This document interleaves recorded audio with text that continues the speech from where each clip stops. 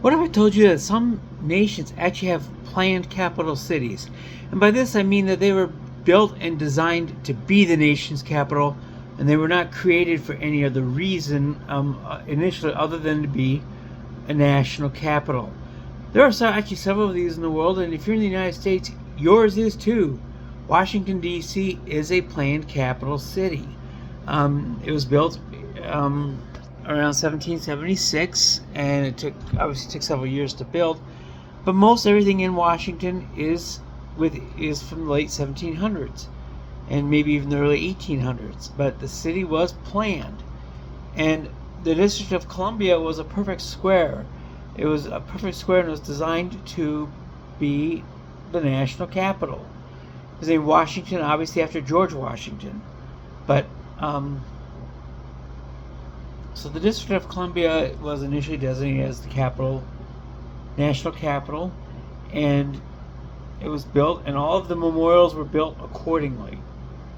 So they were designed to be memorials or monuments within a capital city, designed specifically for that purpose. The Jefferson Memorial, the Lincoln Memorial, the Washington Memorial, and so on and so forth. Now, if you look at a map today, you'll notice that the District of Columbia is not a perfect square. And here's how that happened.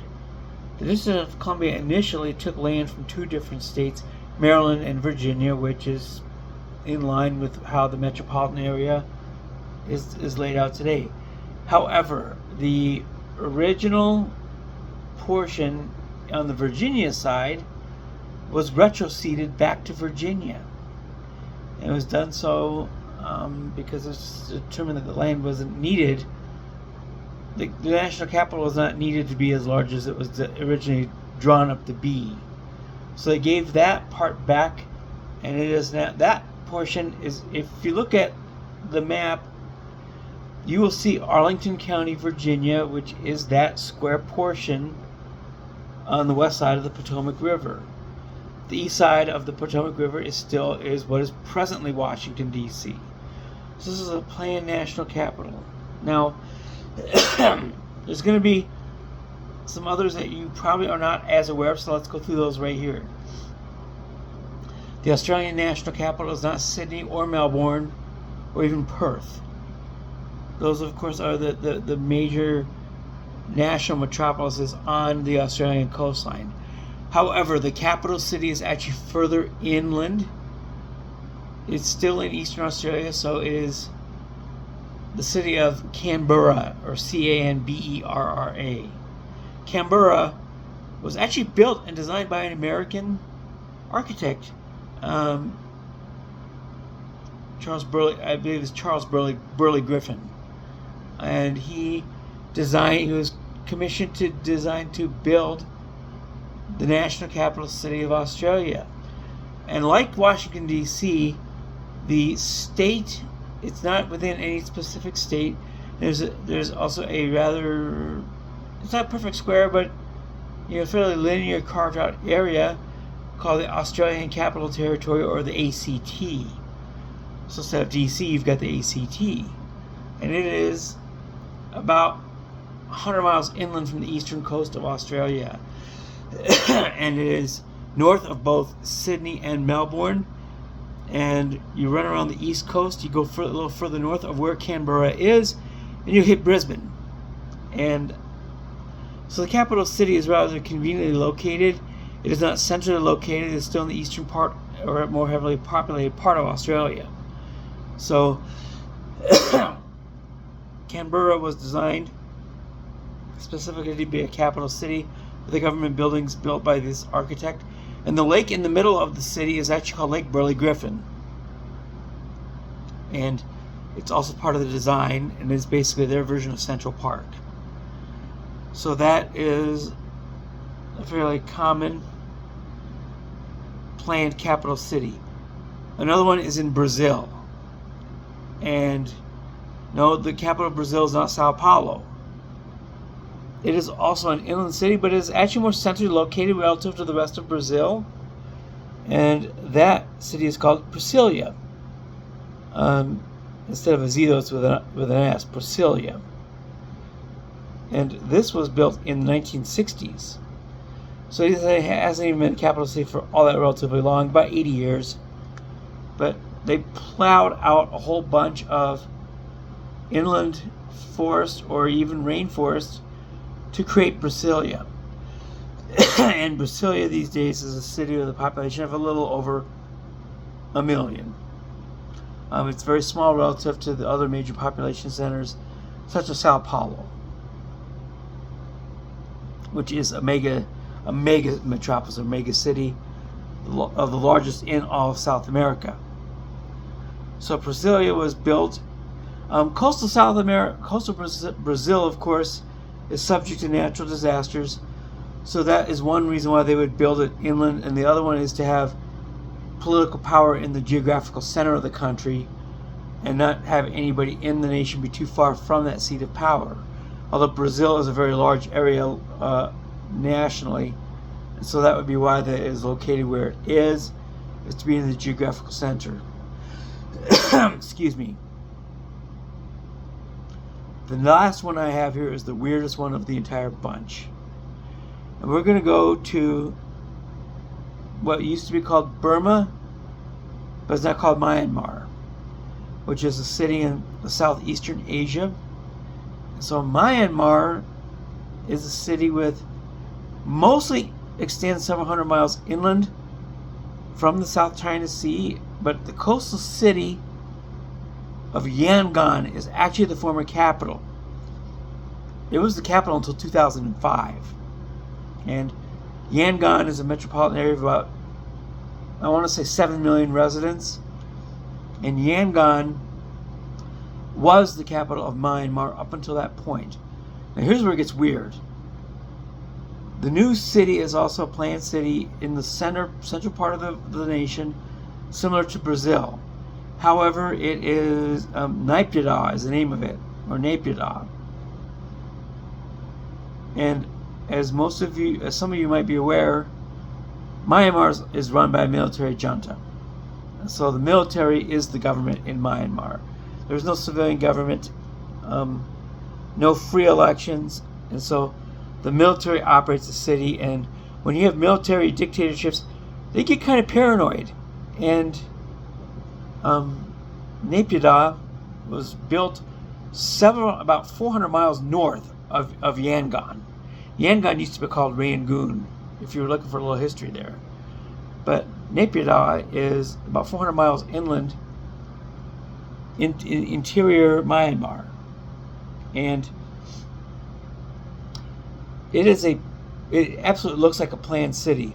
But the freakish part of Naypyidaw is that it is very lightly populated for its status as a capital city. The official population is about 900,000, but Naypyidaw is likely about half that size. And it covers several hundred square miles.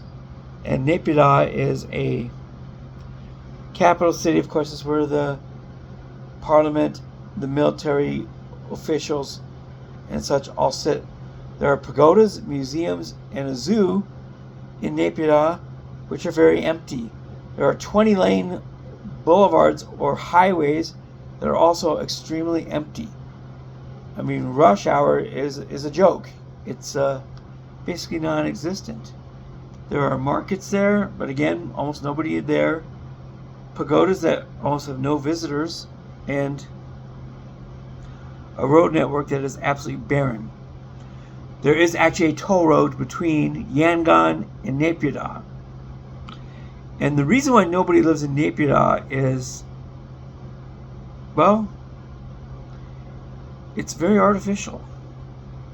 And a lot of the civilian government agencies are still in Yangon. And they are not, people have never been very keen to make this move. Now the military officials, of course, are in Naypyidaw. And this interior location, like I said before, is because military juntas tend to be paranoid. And Yangon, being on the coast, is subject to a naval invasion. And so this paranoid military junta is imagining invasions with enemies that really don't exist for them. and it is a military dictatorship. They do not have free elections. And because of this, I think those military junta officials tend to be a little paranoid that there could be an internal coup that happens. A military junta is not as effective in eliminating interior threats as, say, the North Koreans and Kim Jong-un. Kim Jong-un, of course, has killed many of his internal inner circle over the years, ever since he took over in 2011. Myanmar doesn't quite do this, and it's probably for the better, but it does make them feel like they're a little bit more susceptible to an internal coup. There's no indication that this could happen, but nonetheless, this is what caused them to build this capital city 400 miles north of the original capital and still economic heart of the country in Yangon. And so Naypyidaw is probably the weirdest capital city in the world. With all these artificial shops, a train station that doesn't have anybody coming through, 20-lane highways with nobody driving on them, and one of the least safe toll roads in the world, the Yangon to Naypyidaw toll road, which covers about the 400-mile stretch between the two cities. And it has a relatively high number of fatalities, and it doesn't have the same safety features that you typically see on a Western expressway or toll road. Compared to the United States, this is a completely dangerous road with all sorts of blind curves, and curves in the West and in Europe, and those roadways, they're banked. You kind of have a bank, and it's the curves are, you kind of go at an angle in order to break the curve, so that your centrifugal force doesn't throw you to the outside. These roads don't have those, and so that would include the Naypyidaw to Yangon toll road. So they have a very relatively high number of fatalities on this road, which obviously makes people a little skittish about making the move. The one thing that Naypyidaw does have that the rest of the country does not have is 24-hour power. The rest of the country does have blackouts because they're economically a very weak country, and they don't have the ability to generate 24-hour electricity. However, they do it for the capital city of Naypyidaw, but they don't do it for the primary economic hub of Yangon, nor the third city, which is actually to the far north, which is called Mandalay, which is about another 300 miles north of Naypyidaw. And at some point, the toll road will extend between all three cities, but I don't believe they're there yet. And Mandalay being a city of about a little under 1 million, Naypyidaw officially being a little under 1 million, but I don't believe that's true. Naypyidaw is the third largest city in the country. Mandalay is second, and Yangon, which is actually where the nation's major international airport is located, Yangon has all of the international flights that go in and out of Myanmar. Naypyidaw does not have that. The airport, will, for government purposes, get flights from Yangon, but that's about it. But in order to, if you're an international government official, for example, if you're taking a commercial flight to the capital, you have to go through Yangon to do it. So Yangon remains the primate city within Myanmar. But the military junta, of course, is housed inland. The other threat that comes with being in Yangon that has nothing to do with politics whatsoever, of course, is cyclones and tropical cyclones and all sorts of natural disasters with tsunamis and such. Yangon, of course, is suspect to these things, and Naypyidaw, being 700 miles inland, is not. So that's a more legitimate concern that they have. That's a more legitimate concern for creating this inland capital city. And so for that reason, that one is built there. Another one I'm going to mention is currently under construction. It's not of an independent nation, but it's of an overseas territory that is currently under construction, but not for any of the reasons any of the other ones were built. This one stands alone, and that is the British overseas territory of Montserrat. Montserrat was affected by their big inland volcano, which is called the Soufriere Hills volcano. The present capital city is Plymouth, but that is in name only. Plymouth was completely destroyed in 1996 by the Soufriere Hills explosions, which happened over the course of several months, but the last one completely buried the city in ashes, and Plymouth presently looks something like a modern-day Pompeii, which is entirely buried in ash, and it is the legal capital city, but it is not the functioning one because it is not safe to live there at present. Plymouth is in the southwest coast or the west central coast of the island. The northern third of Montserrat is presently safe. The southern two-thirds is presently denied as part of what is called the Soufriere Hills exclusion zone, which means you can't go there for obvious reasons. This volcano may not be done yet, although it's been dormant now for about the past, close to 30 years. But they're not willing to, naturally with volcanoes, you're not going to rule that out. So Montserrat has a capital city presently being constructed. It is called Little Bay, which has been the name of the settlement that's always been there, but the capital facilities are presently under construction there. So it is a purpose-built capital city in the safe part of the island. Just south of there is the present de facto capital, which is called Braids. They had to relocate everything there in the wake of the explosion, in the wake of the destruction and closure of Plymouth. So this one is going to be a purpose-built capital city, but for a completely different and completely unavoidable reason. For obviously you're not going to be able to rebuild on the site that was buried in several feet of ashes in a volcanic explosion. So Montserrat is will be a purpose-built capital city, but again, for not for military reasons, not for economic reasons, or for any other particular geographical reasons other than the fact that a volcano destroyed the original. Plymouth Montserrat happened to be home of a very iconic recording studio where artists like the Beatles and George Harrison recorded there. Plymouth, being a British overseas territory, had a lot of British features to it. Think of it like a tropical version of the Falkland Islands, and what Stanley looks like these days: British phone booths, pubs, and things of that nature. But think of this in a tropical environment, which is where Montserrat is. It's in the Caribbean, and so it had a lot of British connections, and of course the Beatles and George Harrison and several others in that musical circle, they recorded at a studio in Plymouth. But that is now the legal capital city, but it is not the it is the de jure capital, but it is not the de facto one. That is Braids, and the future permanent replacement is going to be Little Bay. Still, I think a few hours out on that one. Montserrat pre-explosion had a population of about 10,000. Plymouth had a population of about 4,500.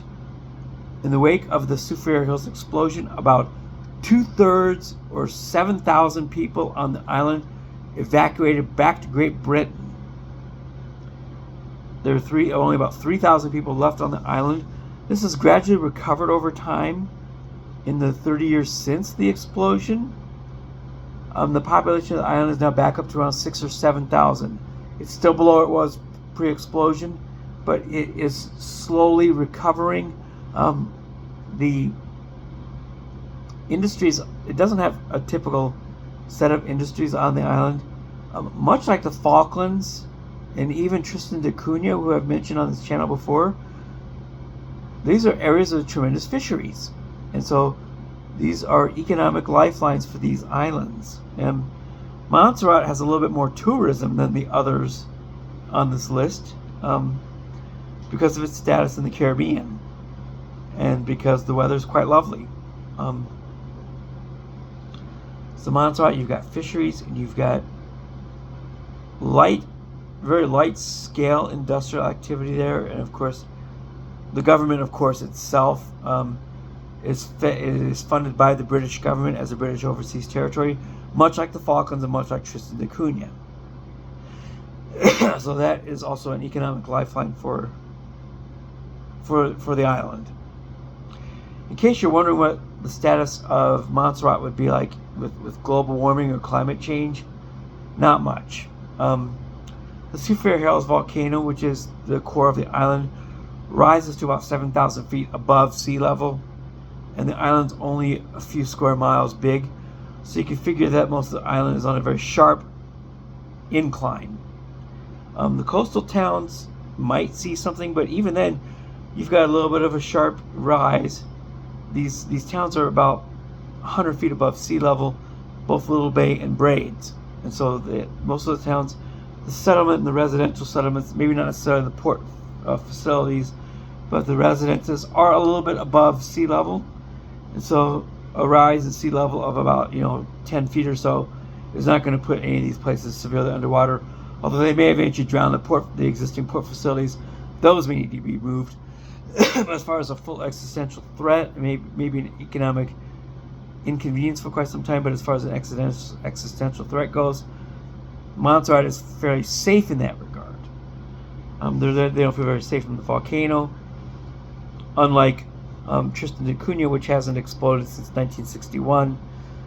That island is considered basically semi-dormant at this point, and it's in the South Atlantic, and of course it is the most remote populated island in the world. Technically, in terms of the purpose-built capital cities, Tristan da Cunha technically counts, but not really, because Edinburgh of the Seven Seas is the only settlement on the island of any kind. But it was built by the settlers as it's basically technically unofficially called quote unquote the settlement. But its legal name is Edinburgh of the Seven Seas. It is the capital of the overseas territory of Tristan da Cunha, but not capital of the overall territory of the overall territory government itself is the British Overseas Territory of St. Helena, Ascension Island, and Tristan da Cunha. And the capital of that territory is Jamestown, which is not a purpose-built capital town.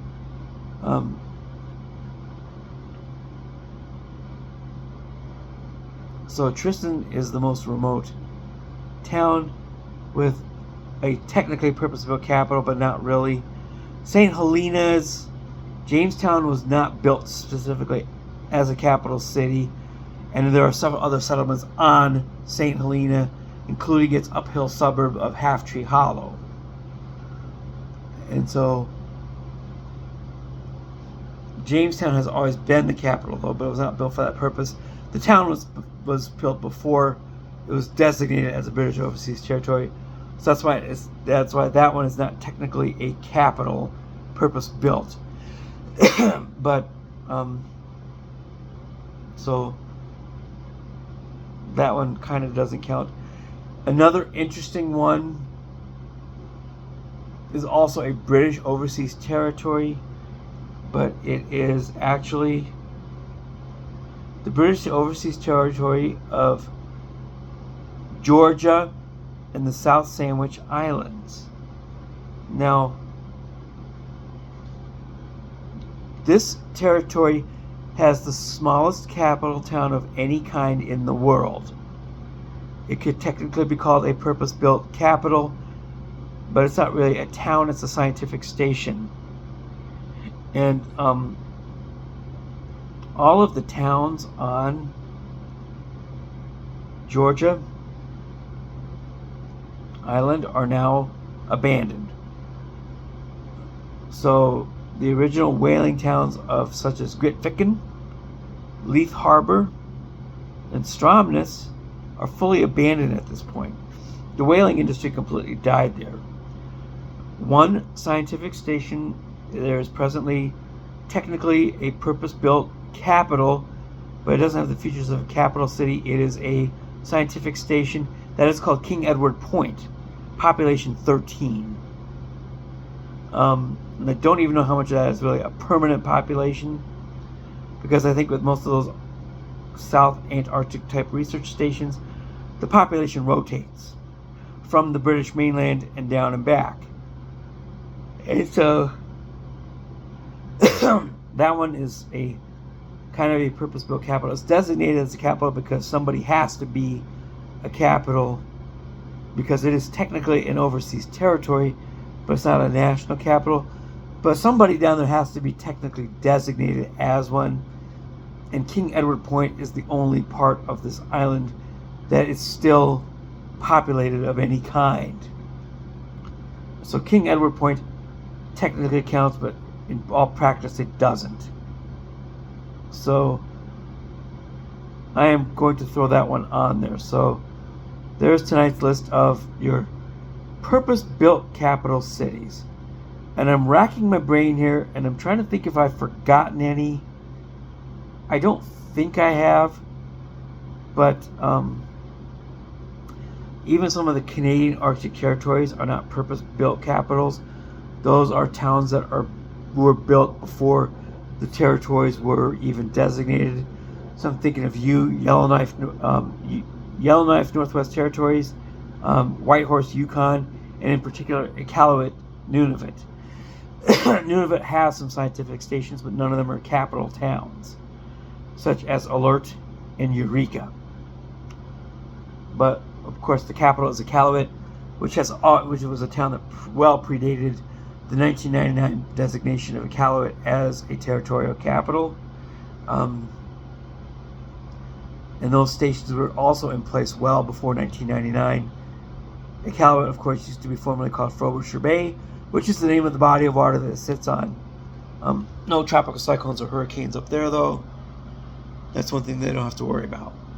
So those don't count. The Faroe Islands has a sole settlement basically on it that is a capital, but it is also not purpose-built as a capital, and that is Tórshavn. The Faroe Islands being northwest of the Scottish Isles, but it is a Danish territory and not a national capital. Iceland is a national capital, but their capital city is not purpose-built as a capital either, but it's by far the largest and the primate city of the island, and that of course being Reykjavik, which is a place I would love to visit someday, because Reykjavik has some interesting and gorgeous scenery. And I could do another entire video on why Iceland and Greenland were named what they were. Hint, it was a ruse meant to fool some people. Iceland has an ice cap, but it's not really an ice land. Greenland is an ice land with the famous ice cap. And the Greenland capital is not a national capital, but it is not purpose-built either, that being Nuuk, or formerly Gotthab, before it was named from the Danish territorial name to its Greenlandic Inuit native counterpart. So those are some potential capital towns that I thought of, but then came to realize that they're not actually national or purpose-built capital cities.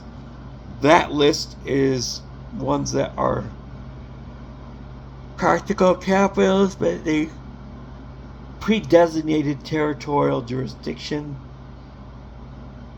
and were not built specifically to be a capital because they predate territorial or national statuses. So the ones that are actual capital cities that were purpose-built: Washington, D.C., Canberra, Australia, Brasilia, Brazil, and the weirdest one of all, Naypyidaw, Myanmar. If there are any others that I'm forgetting, please drop them in the comments, because I swear to God, I must be. To only have 4. But let me rack my brain. I'll have a follow-up video if I can think of any. But for now, that is what I have. And I will be back later with another episode. So that was my fun one for tonight. And as always, peace out, homies.